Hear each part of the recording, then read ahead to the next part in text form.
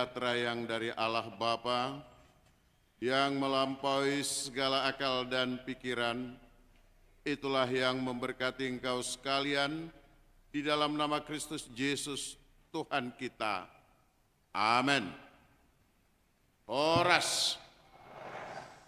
Saudara-saudara yang dikasihi Tuhan Yesus Kristus, berbahagialah karena Tuhan begitu mengasihimu.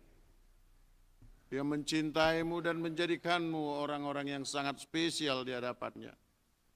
Kasih sayang Tuhan itu jugalah yang menghantar tibakan kita dari berbagai tempat. Kita boleh bersama-sama di baitnya yang kudus ini untuk bersekutu, memuji dan memuliakan Tuhan pada ibadah minggu kita, yaitu minggu yang kedua setelah Trinitatis, yang dibungkus dalam satu tema yang besar, yaitu setia mengikuti dan melayani Tuhan. Saudara-saudara, tentramkanlah hati dan pikiranmu, terhubunglah dengan Tuhanmu, dengar dan terimalah firman Tuhan yang diambil dari kitab Raja-Raja yang pertama, pasal yang ke-19, ayat 15 sampai yang ke-21. Saya baca buat kita sekalian. Demikianlah firman Tuhan. Firman Tuhan kepadanya, pergilah, kembalilah pada jalanmu ke padang gurun Damsyik. Sesampainya engkau di sana, engkau harus mengurapi Hazael menjadi raja, atau Aram, atas Aram. Engkau juga harus mengurapi Yehu, cucu Nimsi, menjadi raja atas Israel, dan Elisa bin Safat dari Abel Mehola menjadi nabi menggantikan engkau. Siapa yang luput dari pedang Hazael akan dibunuh oleh Yehu. Siapa yang luput dari pedang Yehu akan dibunuh oleh Elisa. Tetapi aku akan meninggalkan 7.000 orang di Israel, semua orang yang tidak berlutut menyembah Baal dan mulutnya tidak mencium dia. Elia pergi dari sana dan mendapati Elisa bin Safat yang sedang membajak dengan 12 pasang lembu. Elisa sendiri di belakang pasangan lembu yang ke-12. Ketika melintas di dekatnya, Elia melemparkan jubahnya kepadanya. Elisa lalu meninggalkan lembu itu dan berlari mengikuti Elia. Katanya, izinkan aku kembali, izinkanlah aku mencium ayahku dan ibuku dahulu, lalu aku akan mengikut engkau. Jawabnya kepadanya, pergilah, lalu kembalilah, karena apa yang telah kuperbuat kepadamu. Elisa pun berbalik meninggalkan Elia. Ia mengambil pasangan lembu itu, menyembelihnya dan memasak dagingnya dengan bajak lembu itu sebagai kayu api. Ia memberikan daging itu kepada orang-orangnya, lalu mereka makan. Sesudah itu ia berangkat mengikuti Elia dan melayani dia. Sampai di sana pembacaan firman Tuhan. Saudara-saudara yang dikasihi Tuhan Yesus, sesungguhnya jika kita mau bersedia meluangkan waktu, maka firman ini atau kisah Elia ini akan lebih jelas kalau kita berkenan memulai membacanya mulai dari pasal yang ke-18. Hal ini, kisah ini dimulai ketika jemaat atau kerajaan Israel Utara yang dipimpin oleh Ahab, yang memperistri Izebel, seorang Sidon, di mana Sidon adalah tempat atau pusat penyembahan Baal. Mereka mengalami kekeringan, kemarau panjang, dan tentu ini menimbulkan penderitaan yang sangat luar biasa. Maka para nabi-nabi dari Baal mulai menunjukkan ajaran-ajaran mereka, bahwa mereka harus berkumpul, bahwa mereka harus menyembah Baal dan mempersembahkan aneka ragam sajian-sajian untuk memanggil hujan. Nah, di sanalah orang percaya mempertaruhkan imannya. Baiklah, kalau kalian mau melakukannya, tetapi sesungguhnya yang terbaik adalah meminta kepada Tuhan, bukan kepada dewa-dewi, bukan kepada apa hal-hal yang ada di dunia ini. Dan ini itu juga yang selalu mewujud dalam kehidupan setiap orang. Saudara-saudara yang dikasihi Tuhan Yesus, kalau ternyata ada keraguan, ada derita, ada masalah yang kita hadapi dalam kehidupan kita, jauh sebelum saat kita sekarang, ada banyak umat yang mengaku bahwa dia adalah umat Tuhan, seringkali meminta bantuan kepada hal-hal yang ada di dunia ini. Saudara, pahamkah kita apabila ada orang membentuk sesuatu dari yang ada di dunia ini? Apakah itu dibentuk, diukir, merupakan gambar burung, gambar ini, gambar, apakah itu tidak dari dunia ini? Ya kan?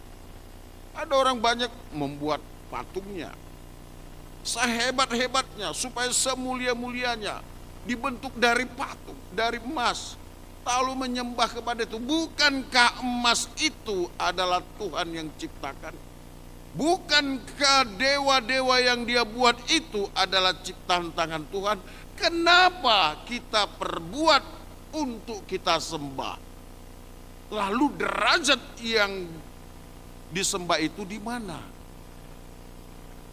Pahamkah kita di situ? Kita rangkai sesuatu untuk kita sembah,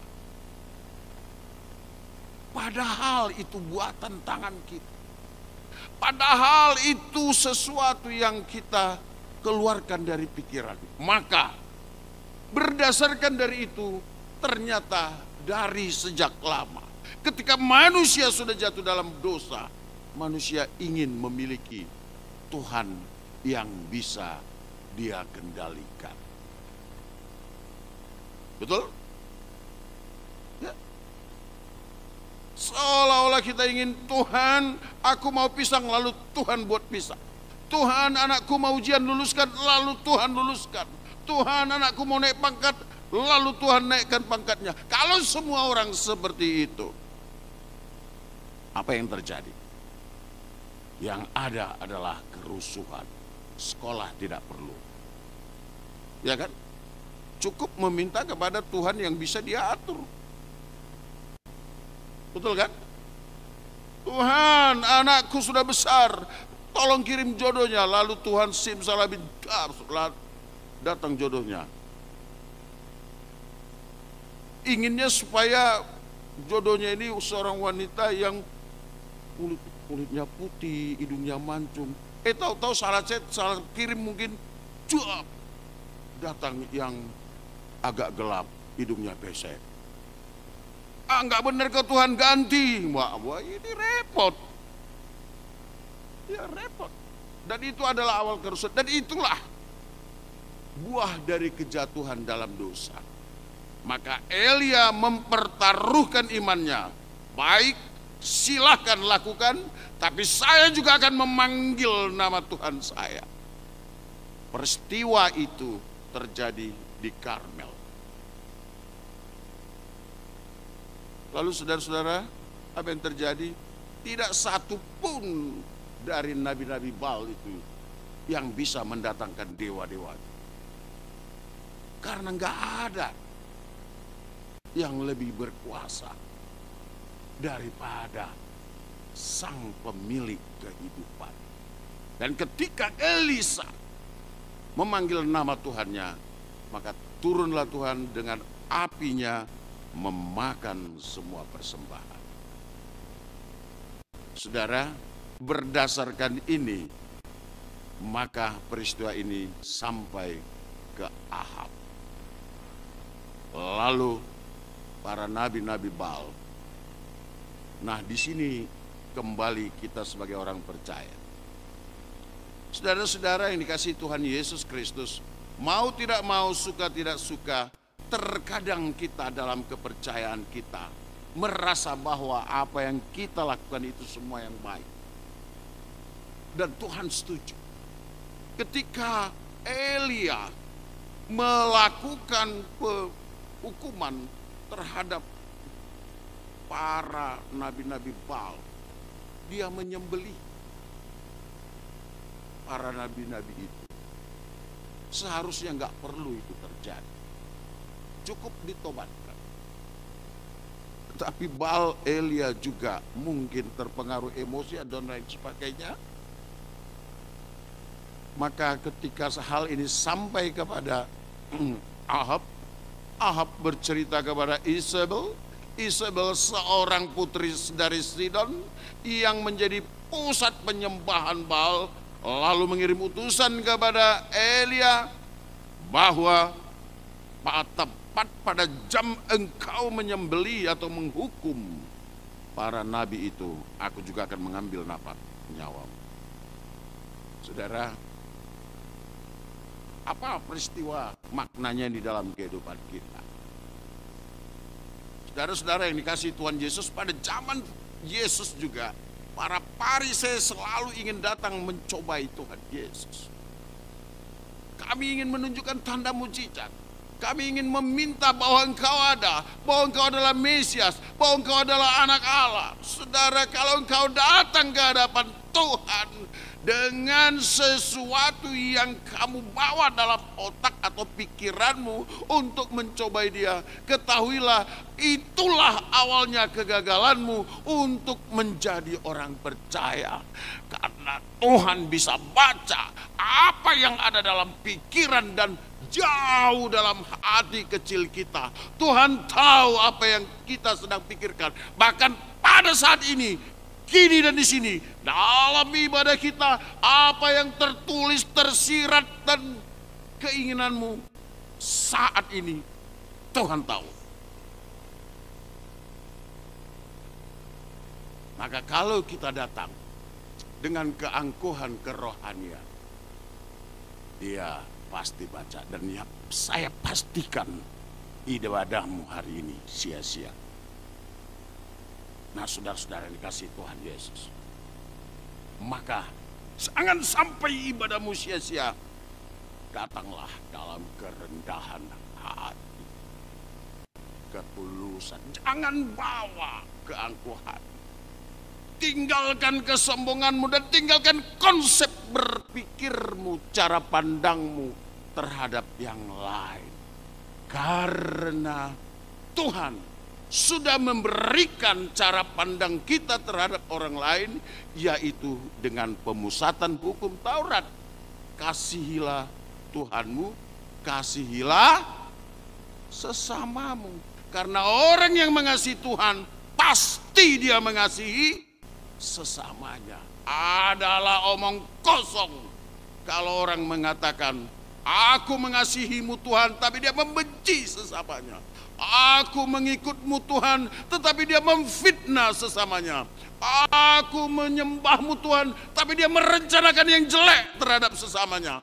Hari ini dalam tema besar kita sekarang, setia mengikuti Tuhan adalah satu proses yang sangat luar biasa agar masing-masing kita meruntuhkan tembok-tembok keangkuhan kita.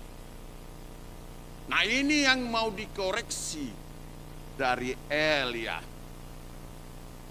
Saudara-saudara yang dikasihi Tuhan Yesus, kalau kita mau lebih runtut lagi, ketika pesan itu sampai kepada Elia, apa yang terjadi? Kekhawatiran, takut, lalu dia lari.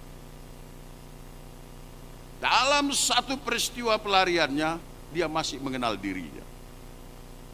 Maka dia mengatakan, Tuhan sudah cukup itu. Aku yang bergiat untuk menyembah, sekarang ambillah nyawaku. Ternyata aku tidak lebih baik daripada leluhurku. Saudara yang dikasihi Tuhan Yesus, berapa kita yang berdoa seperti itu? Dalam hidupmu, berapa kali engkau berdoa seperti itu? Tuhan, ternyata aku tidak lebih baik dari mereka. Tuhan, ternyata aku tidak lebih kudus dari mereka. Tuhan, ternyata aku tidak lebih beriman dari yang ini. Tapi saudara-saudara, kita sulit untuk mengakui kelemahan dan dosa-dosa kita. Kalaupun dalam ritus kita, setelah nyanyian yang ketiga, kita dihantar untuk doa pengakuan dosa. Saya khawatir kita tidak menikmatinya. Hari ini, maukah engkau bersama dengan saya, orang berdosa ini, mengatakan, Tuhan, ternyata aku tidak lebih kudus dari temanku yang sebelah ini. Maukah kita mengatakan itu? Maukah kita mengakui itu? Ayo kita katakan, Tuhan, buat sama birhamu. Ya gitu. Tuhan, Tuhan Yesus, ternyata saya tidak lebih kudus dari yang di sampingku ini. Siapa di sampingmu? Siapa? Istrimu? Suamimu? Betul? Atau simbolis? Hari ini di gereja ini, siapa yang kau rasa di sampingmu? Siapa? Siapa? Tuhan Yesus. Betul? Syukurlah kalau Tuhan Yesus. Kalau begitu, ayolah saling bersalaman. Ternyata saya enggak lebih kudus darimu. Masing-masing katakan. Suami mengatakan, aku enggak lebih kudus dari kau. Istri juga, aku juga enggak lebih kudus darimu. Ayo, 1, 2 ya. Kenapa malu mengakui kepada orang yang kita kasihi? Itu belum saya suruh kepada orang lain. Kepada orang yang kita kasihi, yang di samping kiri kita. Ternyata aku enggak lebih kudus darimu. Ayo, 1, 2 ya.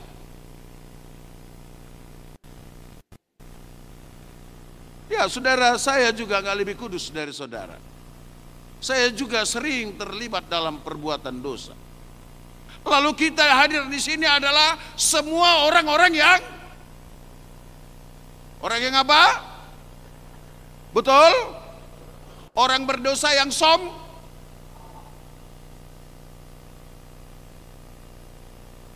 benar nggak? Siapa lebih sombong? Siapa lebih sombong? Ayang. Kok tiba-tiba panggil ayang? Kita semua adalah orang berdosa yang sombong. Tapi luar biasa, kita punya Tuhan yang setia, pengasih, pengampun, yang rendah. Nah, kalau berdasarkan itu, lebih hebat siapa? Kita atau Tuhan kita itu? Lebih jahat kita kan, lebih hebat kita kan? Dia datang dari kemuliaannya, dia tinggalkan kemuliaannya, dia ambil rupa manusia, dia ambil rupa hamba, lalu dia tersalib, mati, tersalib. Untuk siapa? Untuk siapa? Jangan bilang untuk kita, untuk saya gitu loh. Untuk siapa? Iya, hal tentang kerajaan surga, kita harus mempertanggungjawabkan iman kita masing-masing. Betul? Itu. Dan ini yang terjadi. Ketika Elia dalam ketakutan itu, ternyata dia juga adalah manusia biasa. Dia takut. Dan memang orang percaya terkadang takut. Dan memang dinamika pelayanan itu banyak sekali tantangan yang dihadapi. Kita harus mempertaruhkan iman. Bukan hanya mempertaruhkan nyawa, juga mempertaruhkan iman. Bukan hanya mempertaruhkan harga diri, tetapi juga mempertaruhkan iman. Oleh sebab itu, coba lihatlah kasih tua tahu. Adakah kita mengasihi mereka? Manang holan madok, namar hua doamu situan ay holan namudum doamu. Karena memang menilai itu gampang. Iya kan? Gampang. Isi situan na awad dos tuan ay holan namudum do, soya kami disisik. Kan gitu? Ang holan namudum do na sida, buat isi papung pilihan iso. Ang holan namudum na sida, isi namangulo partangyang ata. Monggolan namudum do na sida, isi na membuat berita tu gereja adong nasorang dodlon. Pernahkah berdoa buat mereka? Atau kita hanya menuntut supaya mereka saja yang berdoa untuk kita? Ya ada ditanya kok kamu situamu? Mulai takut. Tak bermamu teh mulut rusoi tanya kun. Tayo olak kamu mananya kurulas tayo teh. Nggak mulai soal nalungun namang si magtakon beri. Tak berdamang dah. Jangan mau lupa ditamu harus tanya aku kamu. Balamui namu teh. Maka kita sering PHP, ya kan? PH, ahai, pahata-hata, parhala, pahata-hata, padi. Nah ini yang terjadi. Ketika terjadi itu, maka Isabel sangat yakin dan tidak takut dia akan mengambil nyawa. Lalu Elia tertidur dalam keputusasaannya. Tuhan tersenyum. Ternyata engkau sedikit cengeng juga Elia ya. Ya kan? Atar songon ido hita namar hurion. Holan lupa saotik menyisehita. Nah sobongan paditai. Nungai bereng iba mamurus. So nanggolon nanggo para senyum. Apa sih gudang naikon ni senyuman kan harus songon nama iba terus.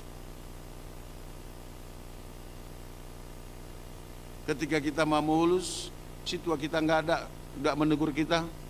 Paula sadiboto situa ido hamida bah amang padita. Ninamu muse. Mana mungkin juga dia lalu ketika kamu di ujoluan sianon tormarlu cuma oh situ sektor urus sektor enggak. Mungkin Elia sarupa dohot kita songon halak parise ingin mengetahui dalam kondisi tersulit apakah Tuhan ada bersama dengan dia. Saudara, engkau juga sama seperti saya, sama seperti Elia dalam kondisi tersulit. Dalam hidupku, ketika aku banyak berpartisipasi, ketika aku memberikan ini, menolong sesamaku. Apakah ketika aku dalam keadaan sulit, apakah dia harus membantu saya, mau membantu saya? Saudara, pernahkah engkau meyakin bahwa tidak sedetik pun Tuhan meninggalkanmu? Maka Elia dipanggil ke Gunung Horeb. Lihat. Ketika dia tertidur, ketika dia berungut-ungut, Tuhan masih memelihara. Ini makanan muamang, ini minuman muamang, harupangan ma, asa marguguho mardalan muse. Ya, diungut-ungut mi, heado di stop tuhat tai pasu-pasu tuh. Ketika engkau bersungut-sungut, ketika engkau merasa kecewa, apakah Tuhan memberhentikan berkatnya kepadamu? Tidak. Dia tetap memelihara. Maka nyanyian orang percaya itu sangat bagus.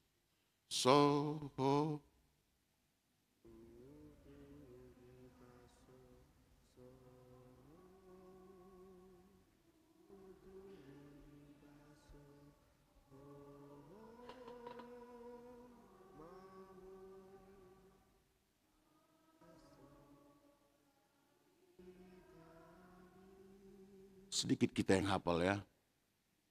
Takut kita nyanyikan karena kita juga parungut. Ampunilah aku Tuhan Yesus. Yuk, satu dua ya. Ungut. Ulang. Tunjuk kiri kanan ya, ungut mi paso gitu ya. Satu dua ya. Ungut mi paso. Ungut mi paso.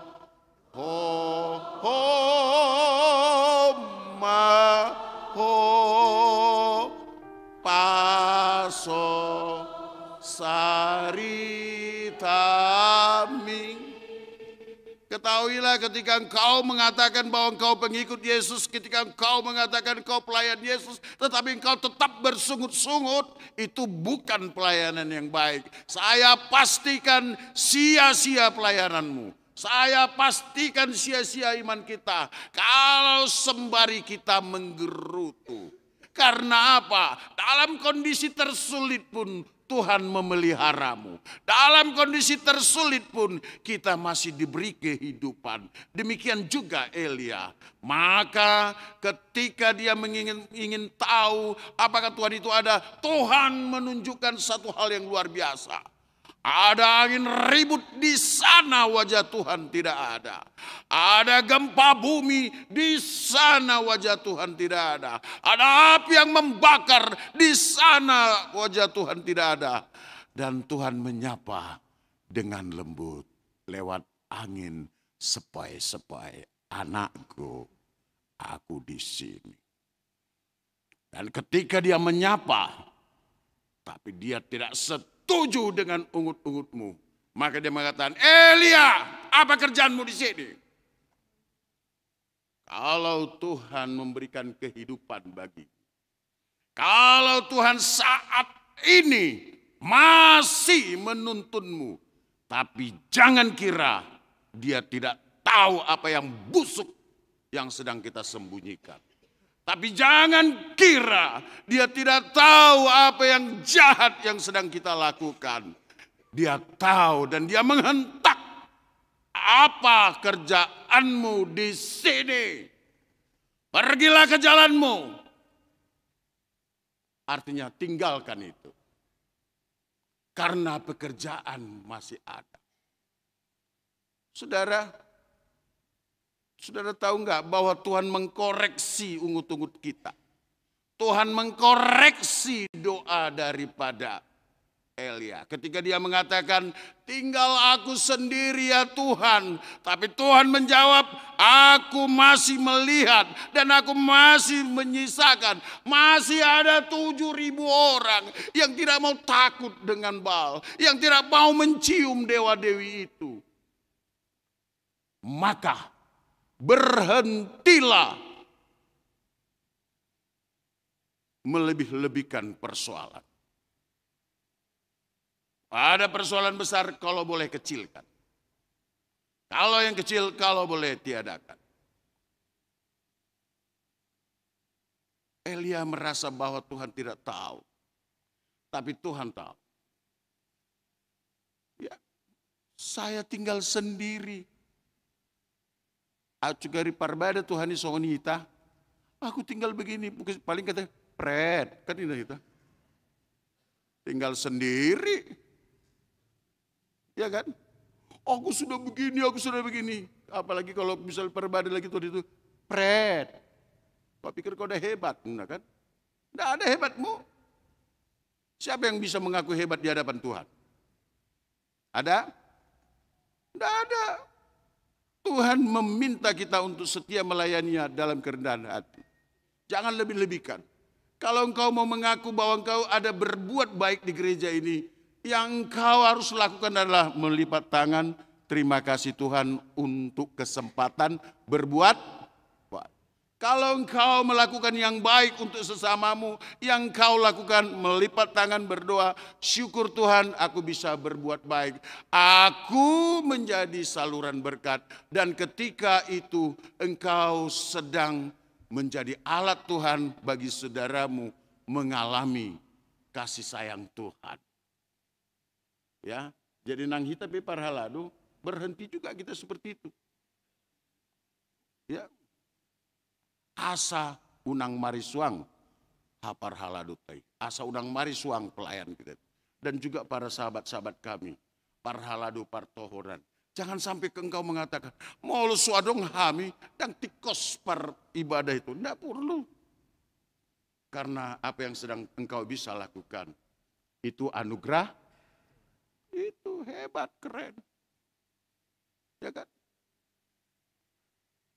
Nah, hari ini dalam satu tema yang besar, kita sedang dikoreksi bahwa untuk mengikuti melayani Tuhan, jangan pernah bersungut-sungut.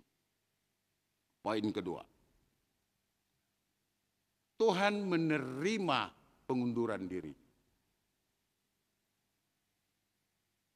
Jadi saudara, jangan merasa bahwa tanpa kita, gereja ini selesai. Elia juga tidak boleh mengira kalau dia sudah cukup, kalau dia sudah tidak ada, pelayanan tidak akan berjalan. Baik, sekarang pergi ke sana, pekerjaanmu masih ada. Ujalo be pengunduran diri. Ala ingot dah, holan salakmu, 7.000 naya orang alak. Maka kau harus mengurapi ini, mengurapi ini, mengurapi ini. Dan satu hal yang paling besar adalah peristiwa pemanggilan Elisa. Lalu ketika Elia bertemu dengan Elisa dan menyampaikan jubah, itu adalah tanda panggilan. Elisa tahu. Apa yang Elisa lakukan? Seolah-olah dia permisi, aku mau mencium ibu bapakku. Tapi apa yang terjadi? Laporan Alkitab mengatakan dia tidak permisi. Karena apa? Ketika Yesus juga menangkap murid-murid dan memanggil mereka, aku akan menjadikanmu menjadi penjala manusia. Mereka ikut tanpa syarat. Lalu Elisa juga begitu. Yang dia lakukan adalah agar dunia ini tidak mengikat aku, agar harta benda tidak menjadi tujuan pelayananku, dia membagi-bagikan miliknya. Itu bahwa sesuatu di dunia ini tidak bisa menghentikan rencana Tuhan. Elisa balik. Lalu yang pertama dia lakukan adalah menyembelih semua lembunya. Bahkan alat untuk mangaluku anggoguarna di huta ya, itu untuk supaya lembu itu bisa diarahkan, dia bakar menjadi kayu untuk memasak lembu-lembu itu dan dibagi-bagikannya kepada semua. Saudara, hal yang tersulit bagi kita adalah kita meninggalkan kenikmatan dunia ini. Elisa berkata, selesai aku di sini. Selesai aku dengan kegiatan dunia ini. Aku tidak akan diikat oleh lembu ini. Aku tidak diikat hartaku ini. Saudara, seberapa banyak hartamu? Kalau ditanya, ai pogos do peham, pogos do peau, saudara, ketahuilah, Tuhan tidak butuh uang. Enggak. Yang Tuhan inginkan adalah engkau menjadi jemaat yang mau melayani Dia. Engkau menjadi jemaat yang rendah hati. Dan engkau jadi jemaat yang tahu bersyukur. Pengikut Yesus yang rendah hati. Pengikut Yesus yang setia dan pengikut Yesus yang tahu bersyukur. Karena orang yang bersyukur, dia pasti tidak diikat oleh hartanya. Lalu dia akan mau memberikan apa saja yang dia miliki. Jangankan apa yang di dunia ini, hidupmu adalah anugerah Tuhan. Dan Tuhan menginginkan itu, agar engkau menjadi pelayan. Maka engkau harus hidup dalam pelayanan. Apa alatmu? Segala sesuatu yang Tuhan anugerahkan. Kalau engkau tidak bisa terjun langsung, engkau boleh mendukung pelayanan itu. Apa alatnya? Dengan yang Tuhan anugerahkan kepadamu. Apa itu? Engkau tahu apa yang Tuhan berikan kepadamu. Pakai itu untuk kemuliaan Tuhan. Maka nyanyian orang percaya itu sangat benar. Melayani. Tahu itu? Coba kita nyanyikan 1, 2 ya. Melayani lebih sungguh, melayani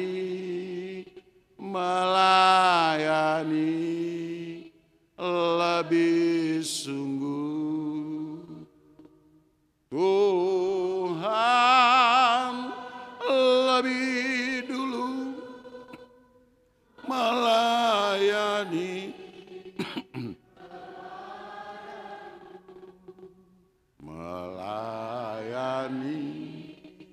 Melayani lebih sungguh.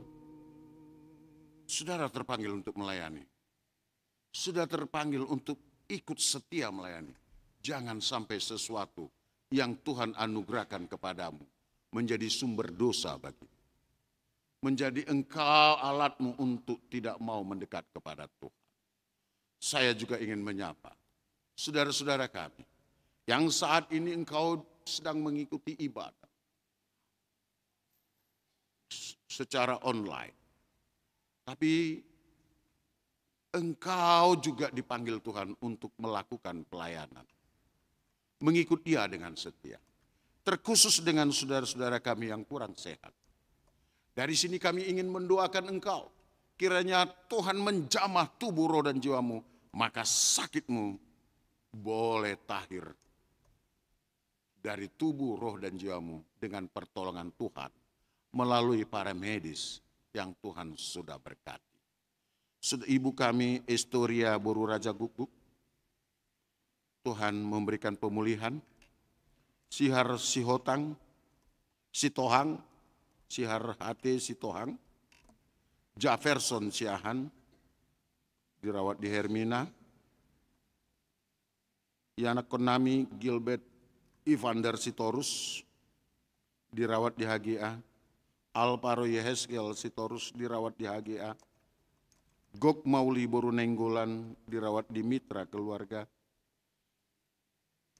Gottlieb Nenggolan, sudah pulang dari rumah sakit, sedang dalam pemulihan. Tuhan menuntaskan pemulihanmu. Inang Nyonya Sintua Pangaribuan, Boru Simanjuntak atau Opung Hana, Tuhan menyembuhkanmu, menguatkanmu, dan tetap tegar dalam imanmu.